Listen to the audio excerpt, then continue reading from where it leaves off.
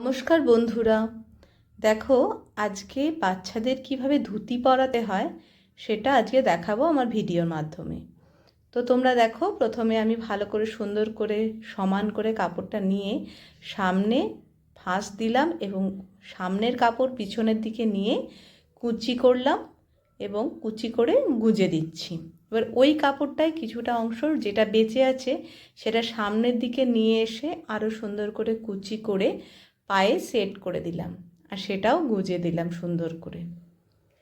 এরপর একই রকমভাবে পিছনে কাপড় দিয়ে আবার কুচি করে পিছনে যে অংশটা কুচি করছি দেখে নাও ভালো করে, তাহলে তোমাদের আর পরাতে অসুবিধা হবে না।